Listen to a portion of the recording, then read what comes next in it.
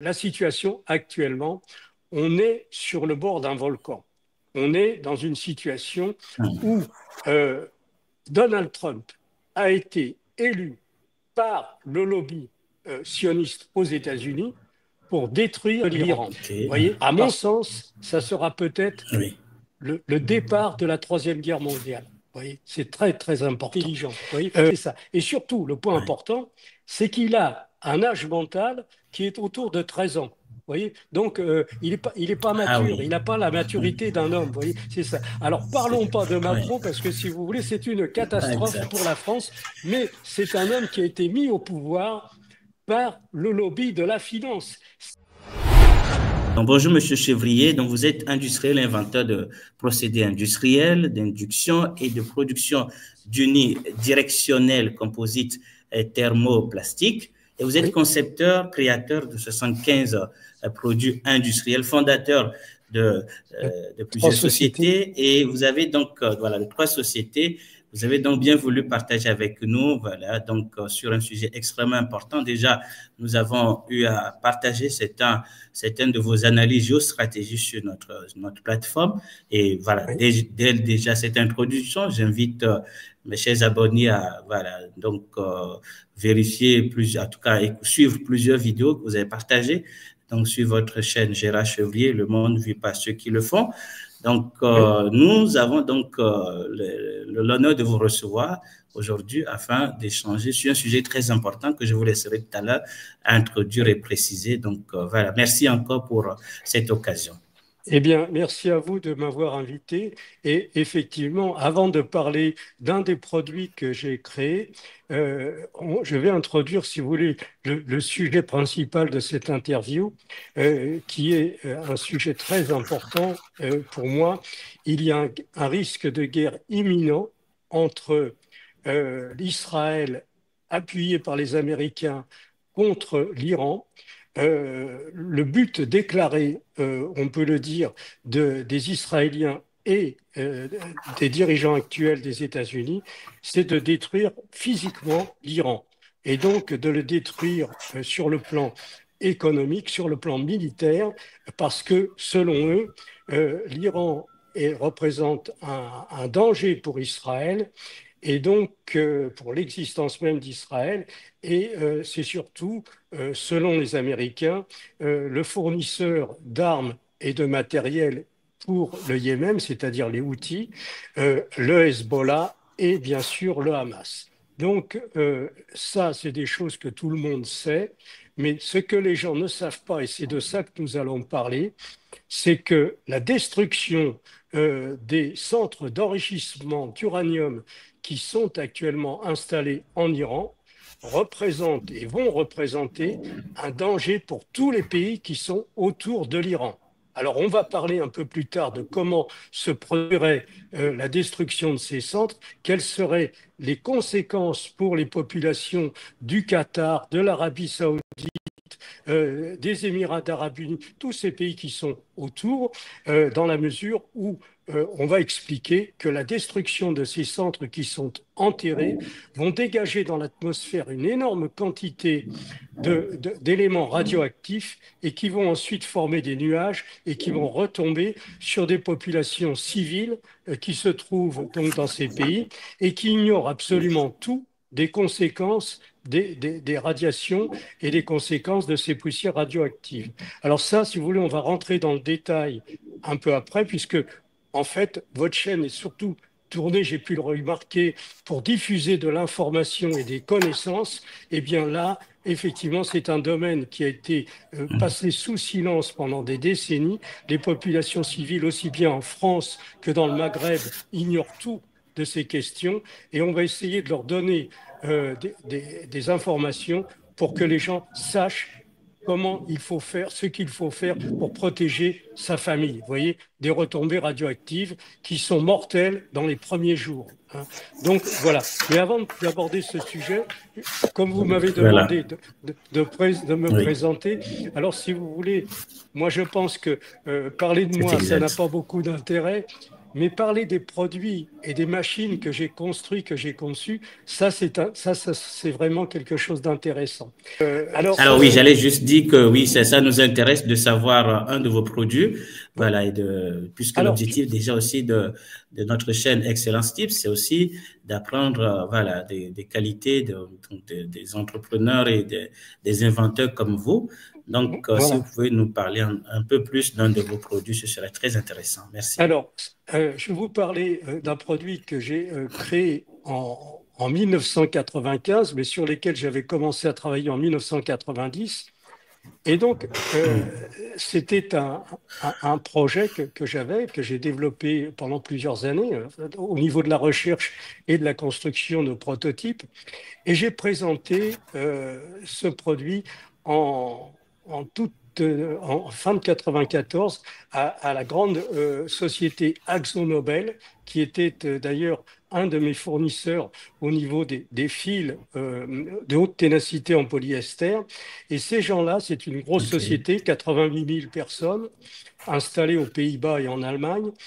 Et ils avaient créé un fil qui était sous la marque Toiron, c'était de l'aramide, et dont ils étaient les concurrents de Dupont de Nemours, qui fabrique un fil connu du grand public sous le nom de Kevlar. Alors le Kevlar, vous savez, c'est un fil de très haute résistance mécanique avec lequel on fait les gilets pare-balles, avec lequel on renforce comment dire, les portes de véhicules militaires, etc., se protéger des balles. Et donc, AkzoNobel avait mis au point un fil qui était l'équivalent et il cherchait à développer dans d'autres domaines que l'activité militaire. Et moi, j'aurais conçu une machine qui nous a permis de fabriquer des bandes, vous voyez. Alors ça, c'est les Oui, bandes, donc comme ça. Et ce sont des bandes de renforcement qui m'ont permis ensuite de très bien. concevoir. Voilà. Et Voilà, donc très bien. là, vous avez Excellent. Ouais, le tube ouais, qui est d'abord c'est en ça. polyéthylène et ces bandes que je viens de vous faire OK. voir qui sont Oui. autour du tube, qui sont soudées. Et donc j'ai conçu euh, la machine pour faire ce tube. J'ai dessiné toutes les pièces de cette machine. Et on peut voir d'ailleurs cette machine sur une de mes vidéos.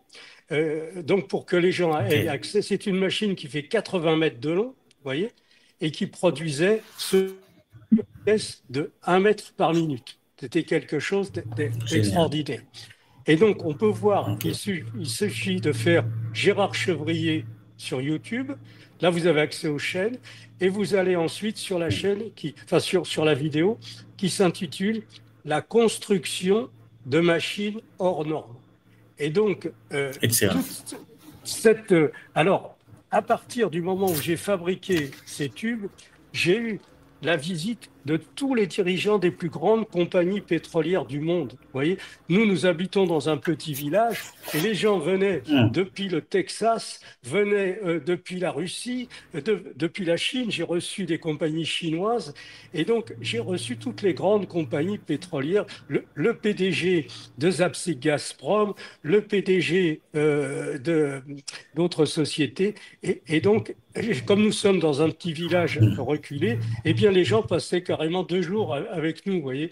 Et alors, bien sûr, j'ai reçu les Génial. dirigeants de Gazprom, de Lukoil, Rosneft, Yugos, etc., toutes les compagnies russes. Et puis, finalement, en 2001, euh, j'ai décidé de vendre cette usine clé en main et je l'ai vendue au groupe Halliburton. Alors Halliburton, c'est un groupe énorme dans le OK. parapétrolier. Ils employaient à l'époque 97 000 personnes, vous voyez, ça vous donne une idée et ils avaient des usines un peu partout. Et j'étais le seul dans le monde à fabriquer ce produit. Donc tous voulaient m'acheter l'usine. Finalement, je l'ai vendue à des Américains. Et ce groupe Halliburton, pour situer l'importance, avant que je le vende, il a été dirigé pendant 20 ans par Dick Cheney, qui est devenu ensuite vice-président des États-Unis sous George Bush. Vous voyez? Alors, finalement, OK. mon parcours professionnel m'a souvent mis en contact avec des choses qui avaient un rapport avec la géopolitique.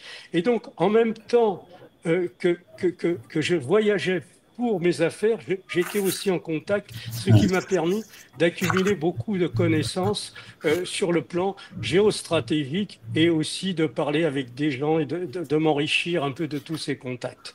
Voilà. Alors, ça, c'est juste pour une petite Merci. présentation, si vous voulez.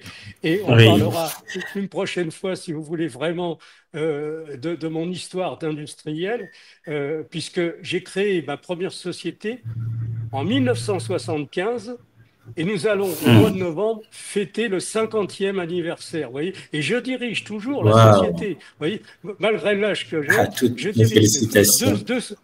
deux sociétés et je travaille, je peux vous dire, tous les jours. Et ça, je considère que Wow. pour moi, c'est un privilège, c'est une chance qu'on m'a donné la santé, si vous voulez, pour continuer à pouvoir travailler chaque jour. Donc, je le considère comme En une tout cas, chance. Alors merci maintenant, beaucoup. Merci en tout cas. Félicitations. Oui, voilà, on va rentrer dans le vif du sujet. Et donc, déjà, avant bon, de continuer, je préciserai encore une fois que pour avoir plus de détails sur ce produit, en tout cas vos produits, donc c'est sur votre chaîne. Je vais mettre le lien dans la description de la vidéo pour que ceux qui sont intéressés aillent en détail, donc voir voilà, ce que vous avez expliqué donc en détail dans cette vidéo. Donc voilà, alors, si vous le permettez, oui. oui. Allez-y, vous Alors avez donc, quelque chose d'autre à ajouter avant qu'on ne continue? oui, on peut dire que l'objet, en fait, c'est que j'ai écrit un Hmm. livre en Voilà, 2022 et que ce livre, vous en avez déjà parlé sur votre chaîne. C'est le c'est titre du ça. livre, c'est La prochaine guerre sera nucléaire.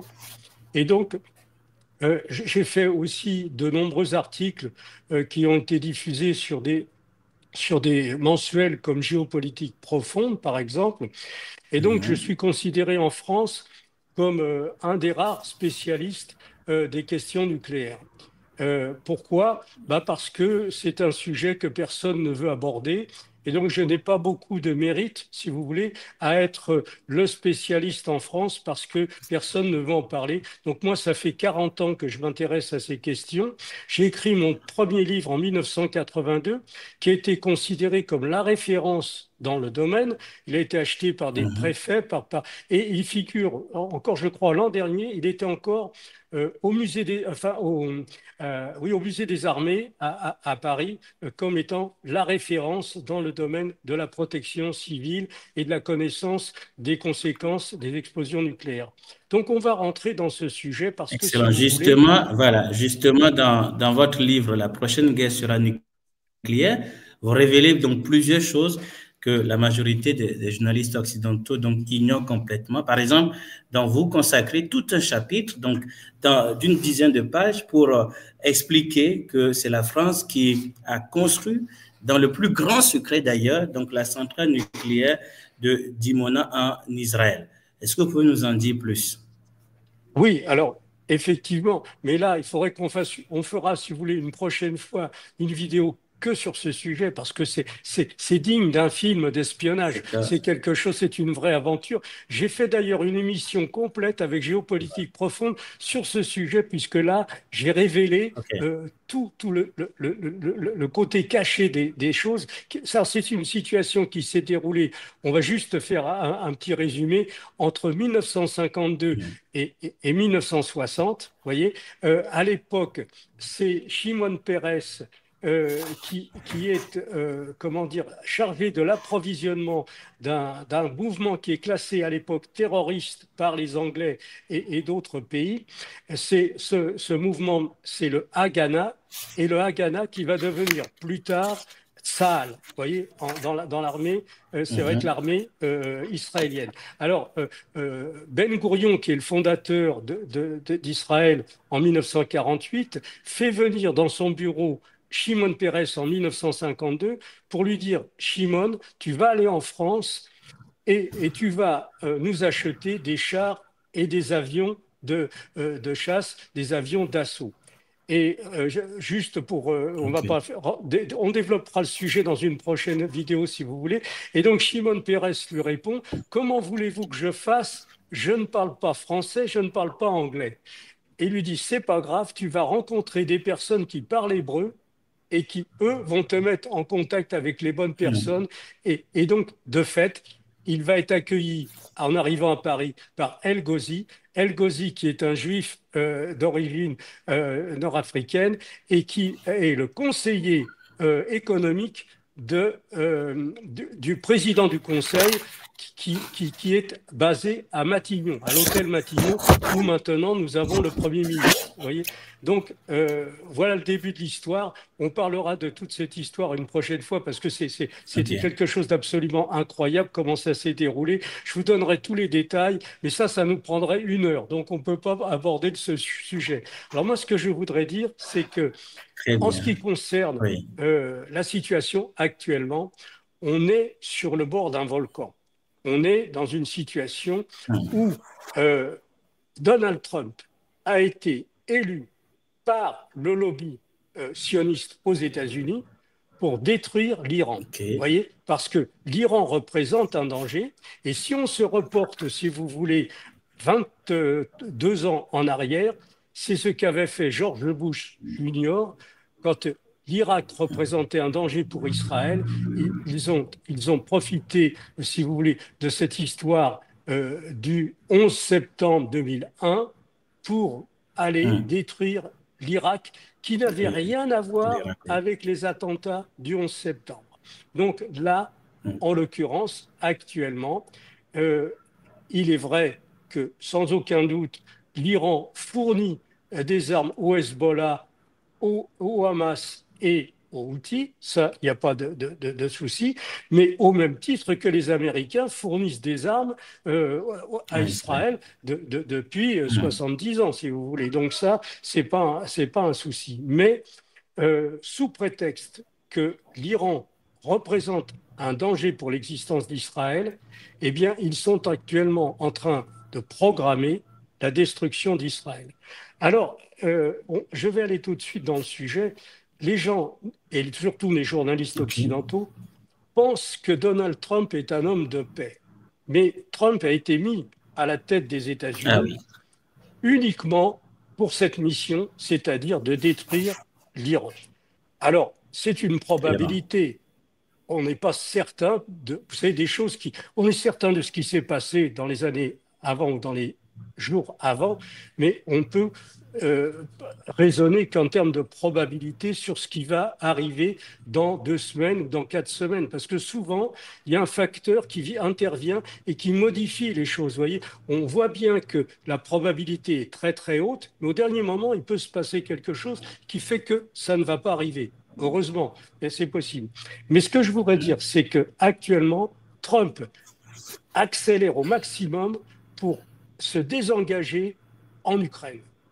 Et les gens pensent que, bah oui, parce que c'est un homme de Oui. paix, il veut OK. retirer Mm. les soldats et tout ce truc. En réalité, c'est pas ça.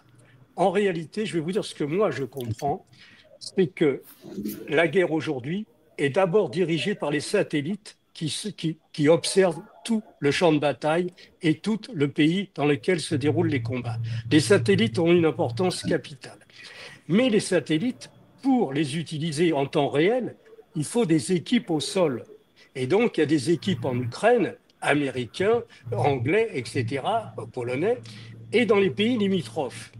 Eh bien, ce que veut faire Trump, c'est arrêter cette guerre en Ukraine pour pouvoir déplacer toutes les Mhm. équipes qui s'occupent de donner les informations en temps réel à des équipes ces équipes-là vont être installées dans toutes les bases américaines qui sont au Moyen-Orient et qui vont permettre de diriger le D'accord. combat, si vous voulez, directement depuis les bases qui sont en Irak, qui sont au Qatar, qui sont dans les Émirats arabes unis et en Arabie saoudite. Voilà ma vision des choses. Et donc, ensuite, il y a OK. bien sûr les porte-avions qu'ils ont déjà placés dans le but de détruire l'Iran. Donc là, vous avez des porte-avions qui sont avec des avions qui décollent pour faire des bombardements sur le Yémen en ce moment. mais il y a également beaucoup d'autres, puisque un porte-avions, c'est pas seulement un porte-avions, c'est toute la flotte qui est autour et les sous-marins qui sont avec pour sa protection. Eh bien, un porte-avions, c'est 5000 personnes à bord. Vous voyez, c'est quelque chose d'énorme. Et il y en a actuellement quatre qui sont deux en Méditerranée, un en mer Rouge et l'autre en mer d'Oman, et un autre qui arrive pour se positionner en face de l'Iran. Donc, on va voir, mais il est probable qu'à un moment, ils vont déclencher l'attaque et, à mon sens, ils vont être très surpris par le niveau d'organisation des Iraniens, qui sont un pays de 90 millions d'habitants.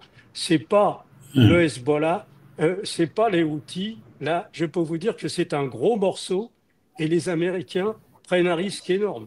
Euh, mais l'équipe qui entoure Donald Trump, c'est une équipe Oui. de personnes qui sont des sionistes fanatiques et donc qui veulent créer le grand Israël. Vous voyez, vous avez des gens comme Marc Rubio, vous avez par exemple Pete Hegseth qui est le secrétaire de la Défense. Alors lui, il a des œillères, il veut détruire l'Iran pour que le grand Israël prenne place. C'est-à-dire, ça prendrait le Liban, une partie de la Syrie, le plateau du Golan bien sûr déjà, et également une partie du Sinaï et de la Jordanie. Donc ça, c'est le rêve, le grand Israël. En réalité, les Américains et les Israéliens prennent le risque de la disparition d'Israël. C'est ce qui risque d'arriver parce que les choses ne vont pas se dérouler aussi facilement qu'ils imaginent. L'Iran, c'est un pays, on a déjà diffusé sur votre chaîne le niveau d'expertise qu'il y a en Iran et le nombre d'ingénieurs Oui. qui sortent chaque année des écoles. Donc c'est un pays d'un très haut niveau.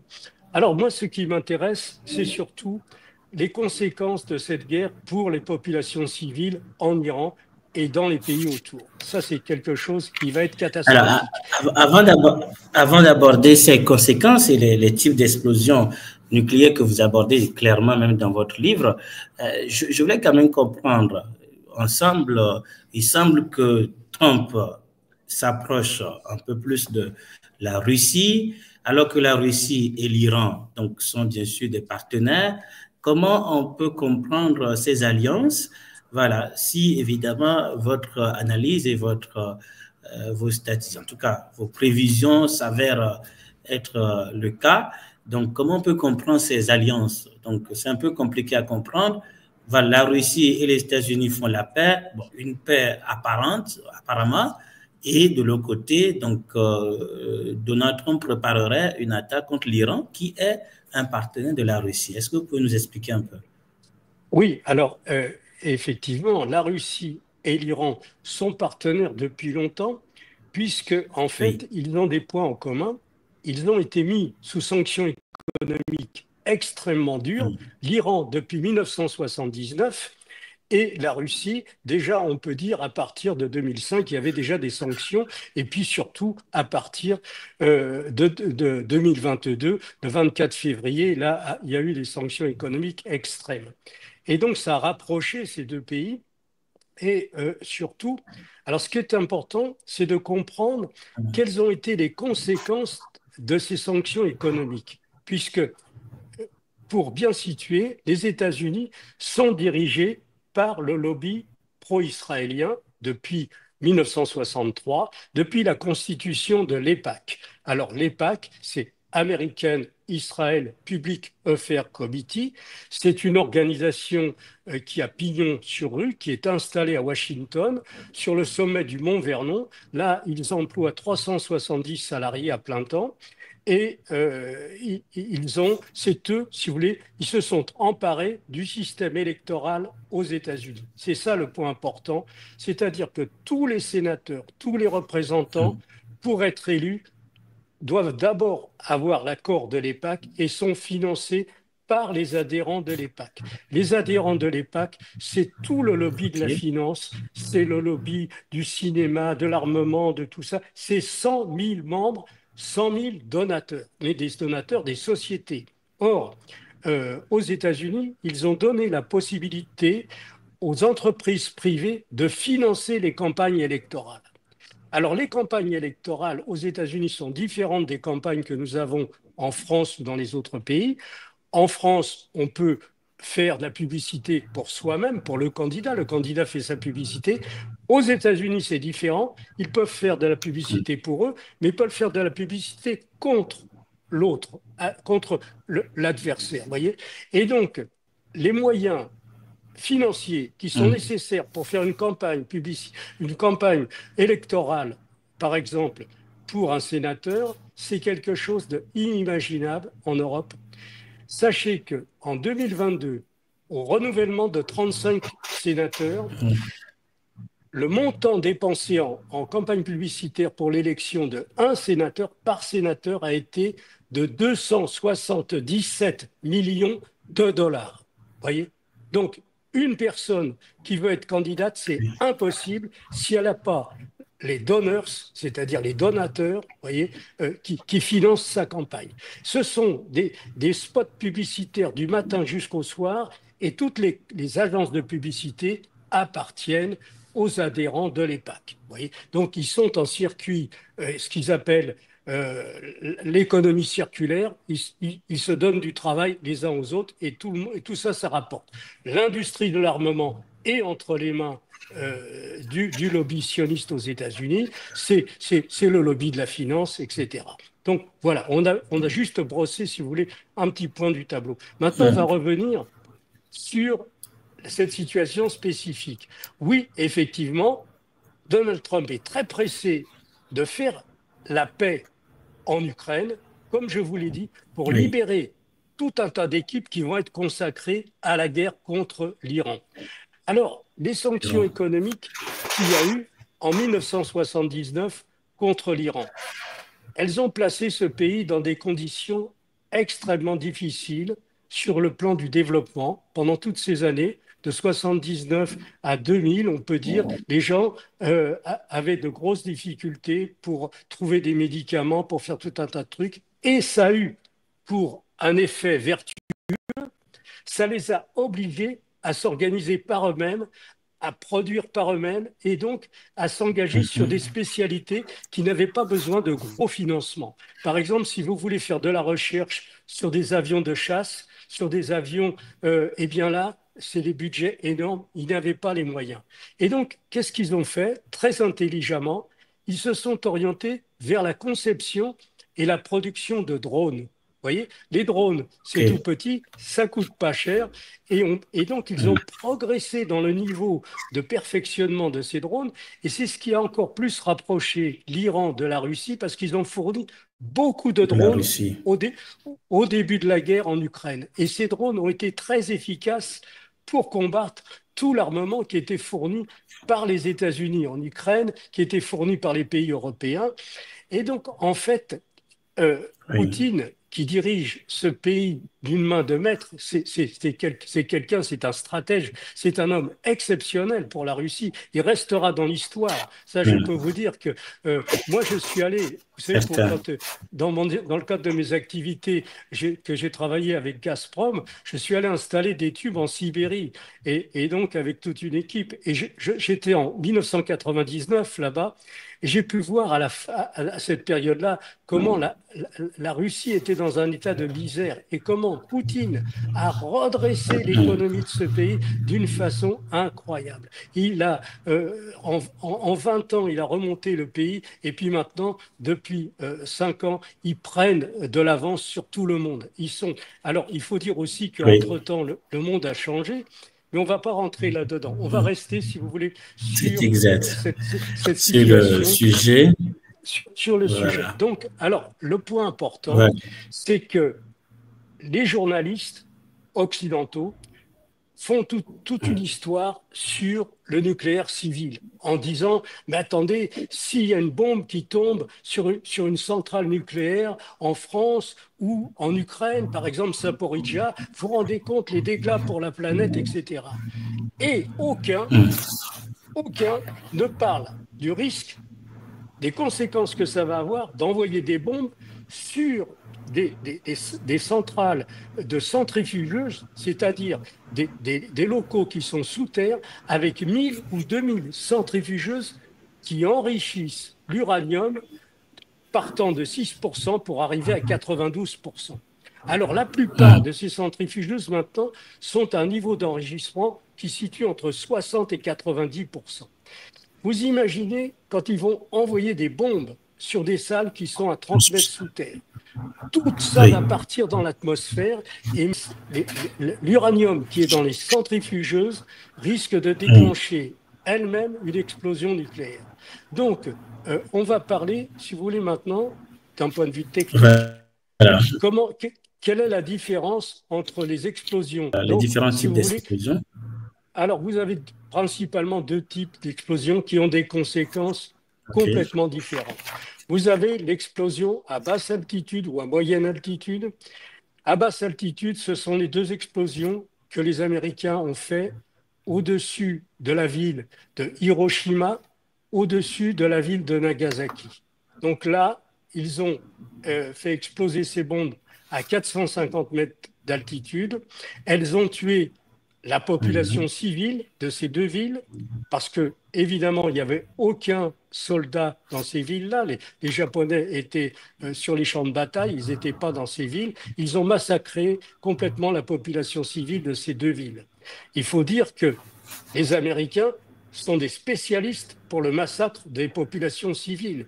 Ils ont pendant la guerre, ils ont massacré la population civile en France par les bombardements. Les Français l'ignorent, mais en 4 mois, l'armée américaine, l'aviation américaine a fait plus de 100 000 morts en 4 mois en France, 100 000 civils sur le littoral, en détruisant des villes entières comme Le Havre, comme Gennevilliers, etc. Enfin, plein de villes, ils ont détruit parce qu'ils faisaient des bombardements à 6000 mètres d'altitude pour ne pas être inquiétés par la DCA allemande qui était au sol. Donc ça, les gens l'ignorent, les Français l'ignorent. Et ensuite, ils ont passé à la destruction d'une partie de l'Allemagne en massacrant des populations civiles, la ville d'Hambourg, la ville de Dresde, etc. Ils ont fait, on peut dire, pratiquement 1 500 000 morts en Allemagne. C'est quelque chose d'énorme. De la population civile. Ce sont des spécialistes. Ensuite, ils ont massacré au Vietnam. Ensuite, ils ont massacré en Irak, etc. Donc, il faut s'attendre au pire avec ces gens-là. Et donc, là, en l'occurrence, à Hiroshima et Nagasaki, c'était une explosion à 450 mètres. Elle ne déclenche pas de retombée radioactive. C'est ça qu'il faut bien comprendre. L'explosion à basse altitude, elle tue par 3 effets directs. Elle est donc un effet limité dans le temps. Elle tue par, par le rayonnement gamma qui va se diriger à partir du point d'explosion sur le sol. Elle tue par l'effet de souffle qu'il y a, qui est très important, et puis la chaleur qui arrive avec le souffle. Alors, sans rentrer dans le détail, on peut dire que si c'est par exemple comme Hiroshima, on est sur des puissances de 16 kilotonnes, on va tuer dans un rayon de 1500 mètres à 2000 mètres. Vous voyez? Donc ça, tout ce qui est en dessous, c'est brûlé. Maintenant, on est dans des puissances qui sont plutôt de l'ordre de 1 mégatonne ou 500 kilotonnes. Mais en fait, ce ne sont pas, en ce qui nous concerne, alors là, en gros, ce dessin va nous faire voir les conséquences d'une explosion au sol d'une bombe nucléaire d'une puissance de 1 mégatonne. 1 mégatonne. 1 mégatonne creuse un cratère de 300 mètres de diamètre, 60 à 90 mètres de profondeur. Vous voyez? Et alors, toute cette quantité de terre qui va être propulsée à 4000, 5000 mètres d'altitude va retomber. Ensuite, les morceaux les plus lourds vont retomber dans un rayon de 10 km, 15 km, ça dépend de la puissance. Et puis, le vent va amener plein de petits cailloux, de morceaux, tout ça. Et donc, ces petits morceaux qui ne sont pas des poussières, qui sont vraiment des petits morceaux, sont devenus radioactifs parce que l'explosion nucléaire a dégagé un rayonnement gamma phénoménal et tous ces petits matériaux qui ont été propulsés dans l'air vont retomber sur Oui. une distance, si vous voulez, sur une largeur de 20 à 30 ou 50 kilomètres et sur une distance de 200 à 500 kilomètres. Vous voyez, donc ça va aller très très loin. Alors, ça, c'est les OK. explosions au sol. Alors, Les conséquences sont les mêmes quand il s'agit d'explosions dans le sol. Donc, vous avez le cratère qui est creusé et tous les matériaux, le béton, les morceaux d'acier, les morceaux de la terre, tout ça qui part en atmosphère est devenu radioactif.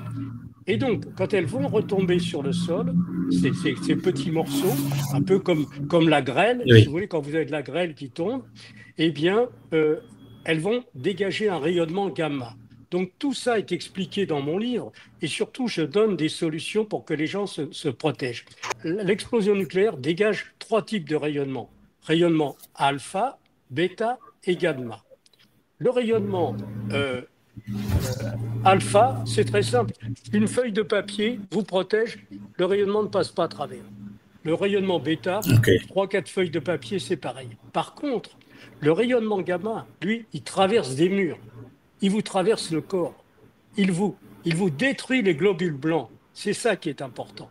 Et alors, dans mon livre, je donne toutes les informations qu'il faut savoir. Quelle est la dose maximum que l'on peut absorber, que le corps humain peut absorber sans qu'il y ait des conséquences mortelles à terme, et aussi quelles sont les doses qui vont être mortelles dans quelques jours.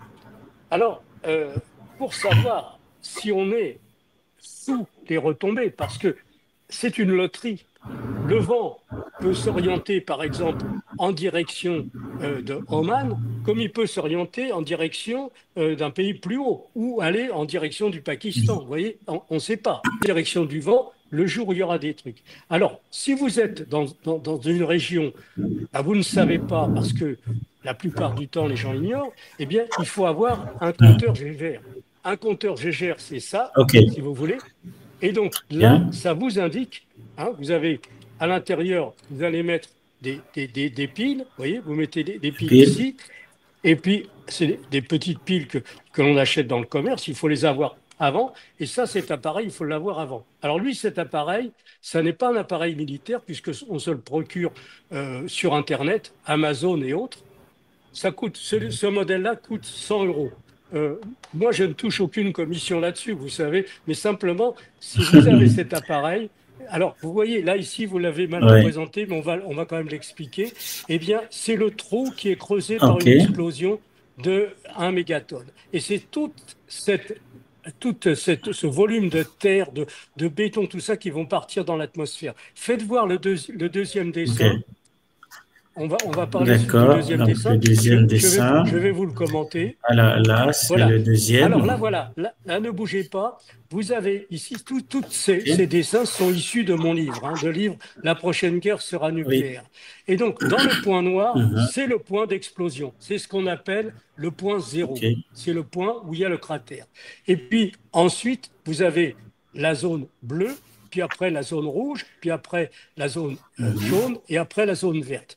Donc, selon les zones, le niveau de radioactivité est de moins en moins fort. Vous voyez?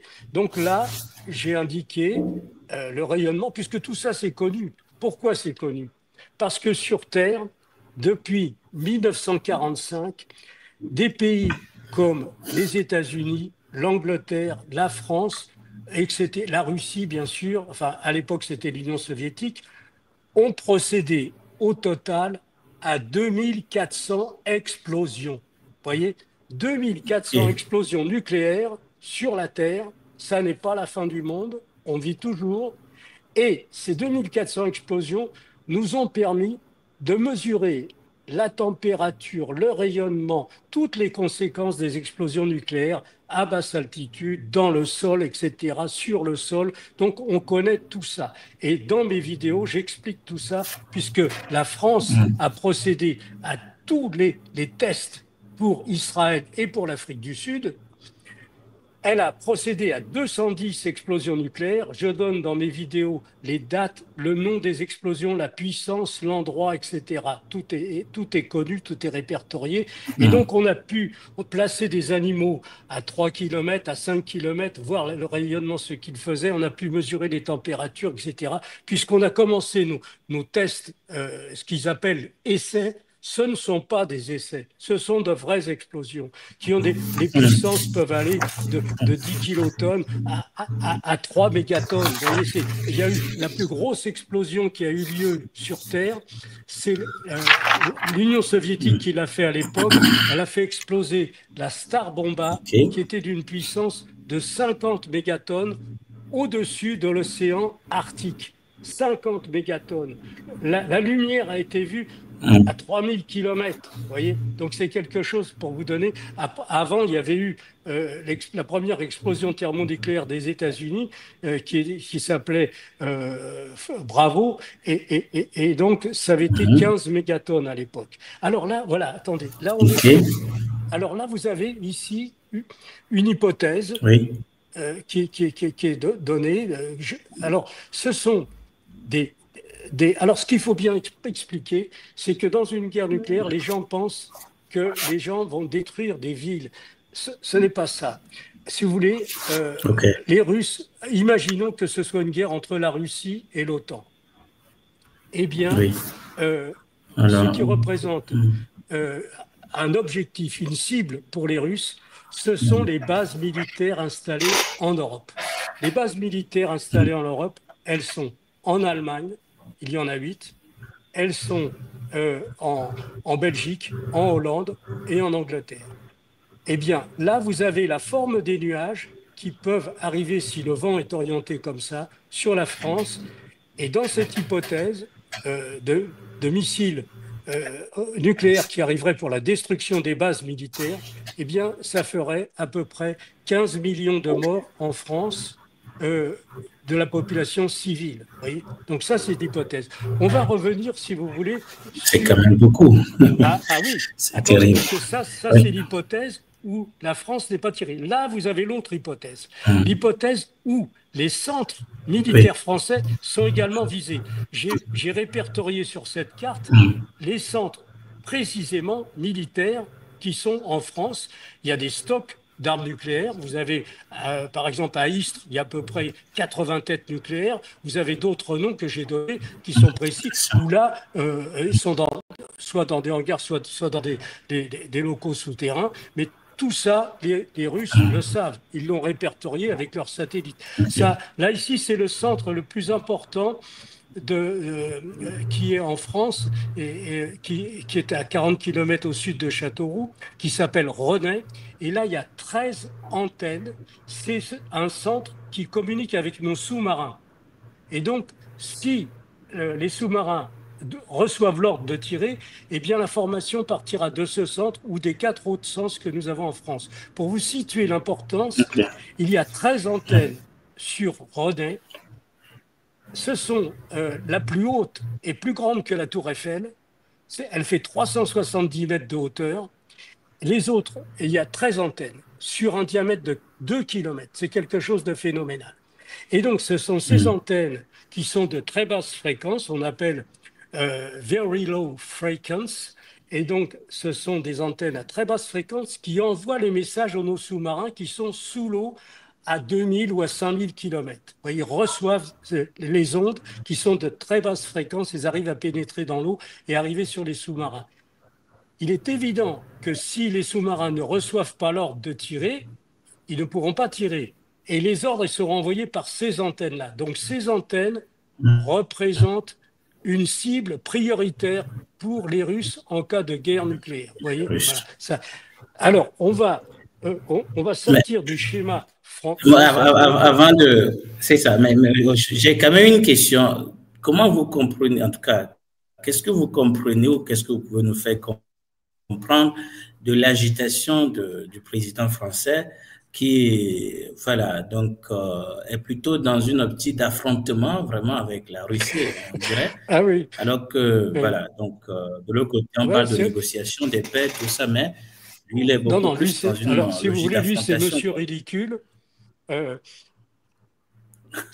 si vous voulez, on a un président qui a une capacité intellectuelle très haute, mais qui n'est pas intelligent. Vous voyez, c'est très différent. Il a des capacités intellectuelles Oui, très importantes parce que quelqu'un d'intelligent, il fait le bien, il fait le progrès. Et lui, au contraire, il fait tout c'est l'inverse. Donc, le il contraire. a la capacité de comprendre beaucoup de choses. C'est une machine intellectuelle, mais il n'est pas intelligent. Vous voyez, c'est ça. Et surtout, le point Oui. important, c'est qu'il a un âge mental qui est autour de 13 ans. Vous voyez? Donc, il est pas Ah mature, il oui, n'a pas la maturité d'un homme. Vous voyez? C'est ça. Alors, c'est, parlons pas de oui, Macron, parce que si vous voulez, c'est une catastrophe pour exact. la France, mais c'est un homme qui a été mis au pouvoir par le lobby de la finance. C'est un ancien directeur et associé de la banque Rothschild, au même titre que, si vous voulez, Georges Pompidou a été mis au pouvoir par la banque Rothschild. À l'époque,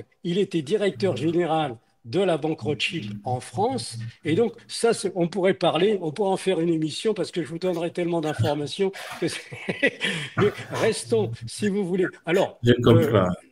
Ça si marche. vous voulez, Allez-y. il faut avancer sur cette question qui risque d'arriver dans quelque temps, la destruction de l'Iran. À mon sens, ça sera peut-être Oui. le départ de la Troisième Guerre mondiale. Vous voyez, c'est très, très important. Parce que quand les États-Unis vont d'abord devoir détruire toute la ceinture de protection qui a été installée par les Russes en Iran. Et il y a encore beaucoup d'ingénieurs Oui. russes en Iran qui forment des ingénieurs iraniens sur des systèmes antimissiles, sur des systèmes de protection. Ils ont fait une ceinture de protection qui est constituée de S-300 et de S-400. Vous voyez, c'est des missiles antimissiles. Et aussi, ils ont des systèmes OK. qui sont très, très perfectionnés pour rentrer dans le poste de commandement des avions, notamment des avions israéliens, pour les détourner, pour les perturber, etc. Donc ça, c'est quelque chose que alors, en ce moment, il y a au Pentagone des discussions, si vous voulez, entre des militaires qui disent, attention, l'Iran, c'est dangereux. C'est quelque chose qui peut nous amener à la guerre mondiale. Attention, euh, on on n'a jamais eu la guerre aux États-Unis, mais là, les Russes sont capables de détruire les États-Unis. Vous voyez, donc il y a des et puis il y a des gens qui ont des œillères qui disent, on s'en fiche, nous, on veut détruire l'Iran parce que l'Iran représente un danger pour Israël. Voilà. Alors là, dans cette affaire, Israël risque son existence parce que Netanyahou, lui, il veut qu'on détruise l'Iran. Ça, c'est son but. Mais il ne se rend pas compte des conséquences que ça peut avoir pour lui. Parce que Israël, depuis le 7 octobre 2023, est dans une situation catastrophique. Les outils ont été très efficaces.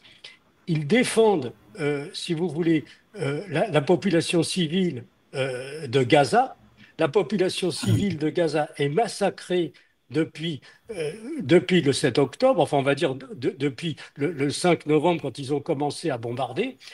Des Oui. bombardements qui sont absolument pas justifiés parce que c'est pas en bombardant et en détruisant les immeubles qu'ils peuvent, si vous voulez, tuer le Hamas. Le Hamas, il est dans C'est les exact. tunnels. Donc, alors, ils ne font que massacrer la population civile. Ils veulent, c'est un génocide, c'est véritablement un génocide qui se produit. C'est scandaleux.